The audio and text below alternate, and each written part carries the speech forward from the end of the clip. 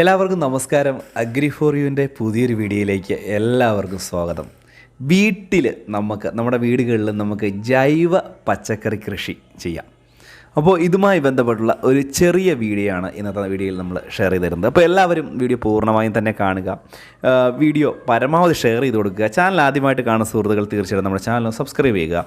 Facebook വഴി video കാണുന്നവർ Facebook page കൂടി ഒന്ന് ഫോളോ ചെയ്ത് വെക്കുക.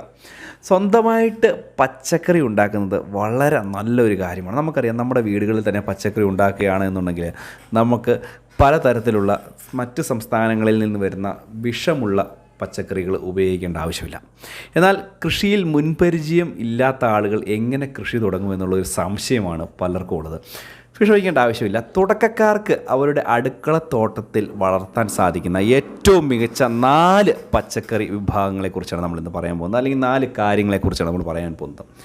ഔഷധ സസ്യങ്ങൾ, പച്ചമരുന്നുകൾ ആരംഭിക്കുന്നതിനുള്ള മികച്ച സ്ഥലമാണ് നിങ്ങളുടെ അടുക്കള. കാരണം അവ വർഷം മുഴുവനും നിങ്ങൾക്ക് വളർത്താൻ സാധിക്കും.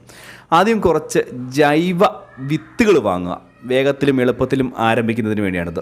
നിങ്ങളുടെ പ്രാദേശികമായിട്ടുള്ള പൂന്തോട്ട നഴ്സറിയിൽ നിന്ന് തന്നെ തൈകൾ വാങ്ങാം.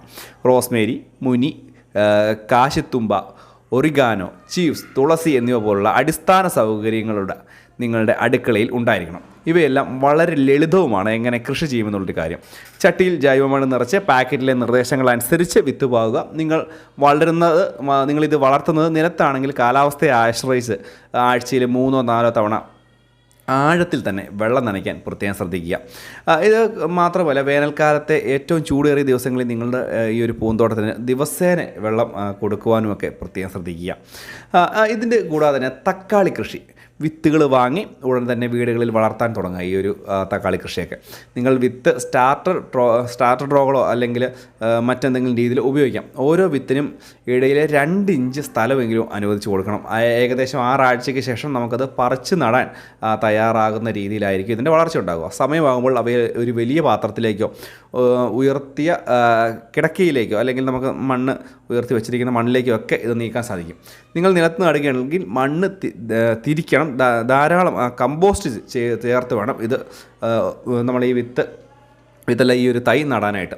ദിവസേന നനവ് ആവശ്യമാണ്. എന്നിരുന്നാലും നമുക്ക് കുറച്ച് ദിവസത്തിലൊരിക്കൽ നിങ്ങൾക്ക് ഇത് നനച്ചു കൊടുക്കാൻ സാധിക്കും.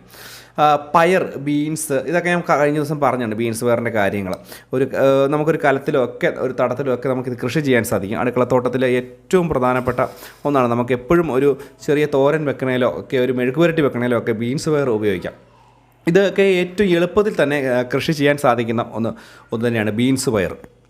കൂടാതെ വെള്ളരിക്ക, ഇത് വിത്ത് ലഭിക്കുന്ന പാക്കറ്റുകളുണ്ട്. ഈ ഒരു പാക്കറ്റിലെ നിർദ്ദേശങ്ങളനുസരിച്ച് മണ്ണിൽ നടുക. ഒരു വലിയ കലത്തിലോ ഉയർത്തിയ തടത്തിലോ വിത്ത് തുടങ്ങേണ്ട ഒരു ആവശ്യമൊന്നും. സ്ഥലം ലഭിക്കാൻ അവർക്ക് ഈ ഒരു പടർന്ന് കയറാനായിട്ട്, വെള്ളരിക്ക പടർന്ന് കയറാനായിട്ട് പ്രദേശം നൽകുക. സാധാരണ രീതിയിൽ നല്ല രീതിയിൽ തറയിൽ തന്നെ നടുന്നതാണ് ഇത് ഉത്തമം. പല ആളുകളും ഇത് ചെറിയൊരു കലത്തിലൊക്കെ കൊണ്ട് നടാറുണ്ട്. അതുകൊണ്ടാണ് ഞാൻ കലത്തിലൊക്കെ നടന്ന് സൂക്ഷിക്കണമെന്ന് പറയുന്നത്. അത് വലിയ കാര്യമില്ല. നമ്മൾ നിലത്ത് തന്നെ നട്ടതിന് ശേഷം ഇതിന് വള്ളികൾ പടർന്നു പോകാനായിട്ടുള്ള സ്ഥലം കൂടി നമ്മൾ ചെയ്തു കൊടുക്കണം. അതിനനുസരിച്ച് നല്ല രീതിയിൽ വളരുകയും നല്ല രീതിയിലുള്ള ഗ്രോത്ത് ലഭിക്കുകയും നല്ല പച്ചക്കറികൾ അല്ലെങ്കിൽ നല്ല വെള്ളരിക്കയൊക്കെ ലഭിക്കുകയും ചെയ്യും. പ്രധാനമായിട്ടും ചാണകം, മറ്റുള്ള ഓർഗാനിക്കായിട്ടുള്ള വളങ്ങൾ മാത്രം ഉപയോഗിക്കുക. നമുക്ക് ശരീരത്തിനും നല്ലതാണ്. അതുപോലെ മാത്രമല്ല, ഇത് നമുക്ക് മാർക്കറ്റിൽ, വിപണിയിൽ കച്ചവടം നടത്താൻ സാധിക്കും. ഇത് മാർക്കറ്റിലെ വിപണിയിൽ നൽകാൻ സാധിക്കും. നമുക്കൊരു മാസം കുറഞ്ഞത് ഒരു 10,000-20,000 രൂപ വരെയൊക്കെ ഓരോ വീട്ടിലുള്ള കർഷകനും അല്ലെങ്കിൽ ഓരോ വീട്ടമ്മയ്ക്കും ഇതിലൂടെയൊക്കെ സമ്പാദിക്കാൻ സാധിക്കും എന്നുള്ളൊരു കാര്യമാണ്. കാരണം നമുക്ക് അല്പം സ്ഥലം കൂടുതലുണ്ടെങ്കിൽ ഇത് വളരെ പ്രയോജനകരമാണ് എന്നുള്ള കാര്യത്തിൽ യാതൊരു സംശയവും വേണ്ട. അപ്പോൾ ഈ ഒരു കാര്യങ്ങളൊക്കെ ശ്രദ്ധിക്കുക. വളരെ ചെറിയൊരു വീഡിയോ ആണ്. വീഡിയോ ഇഷ്ടപ്പെട്ട ചാനൽ സബ്സ്ക്രൈബ് ചെയ്യുക, ഷെയർ ചെയ്യുക.